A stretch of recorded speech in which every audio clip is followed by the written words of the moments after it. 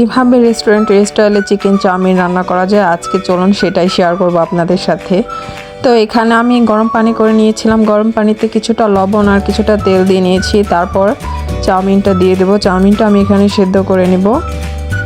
তেলটা দিলে চাউমিনটা একটার গায়ে একটা লাগে না। তো এখানে আমি ড্রাগন চাউমিনটা নিয়েছিলাম, এটা আমার কাছে বাজেট হিসাবে পারফেক্ট মনে হয়, কারণ এই চাউমিনটা একটু লম্বা হয় আর একটু থিক হয় তাই।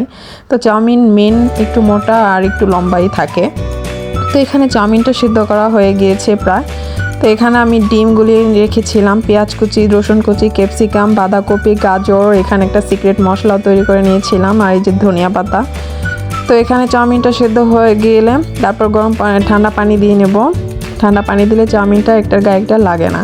তো এখানে একটু তেল গরম হয়ে গেলে রসুন কুচি দিয়ে তারপর মাংসটা ভেজে নেব কিছুটা। মাংসটা আমি সমস্ত মশলা দিয়ে কিছুক্ষণ ম্যারিনেশন করে রেখেছিলাম, যেহেতু এটা ব্রয়লার মুরগি, তো কিছুক্ষণ ম্যারিনেশন না করলেও হতো। তারপর আমি করে নিয়েছিলাম। তো এখানে পেঁয়াজ কুচি, মরিচ কুচি দিয়ে ভেজে নেব একসাথে। মাংসটা ভাজা হয়ে গিয়েছে 50%। তো এখানে পেঁয়াজ কুচি দিয়ে কিছুক্ষণ নাড়াচাড়া করার পর ভেজে নেব। ভেজে নেওয়ার পর পেঁয়াজটা যখন একটু হালকা হয়ে আসবে তখন দিয়ে নেব ডিমটা আমি একটু ধনিয়া পাতা আর একটু লবণ দিয়ে গুলিয়ে রেখেছিলাম।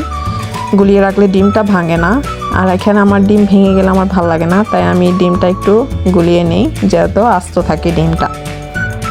তারপর কিছুক্ষণ ভাজা হয়ে গেলে আমি এখানে চেষ্টা করেছি ডিমটা আস্ত রাখার জন্যই, তারপরে যতটুকু পেরেছি আর কি। তারপরে দিয়ে নিলাম গাজরটা যেহেতু একটু হার্ড থাকে তাই গাজরটা আগে দিয়ে নিয়েছিলাম। বা গাজরটা কিছুক্ষণ ভাজার পর তারপরে আস্তে আস্তে একে একে সব সবজিগুলো দেওয়া হবে।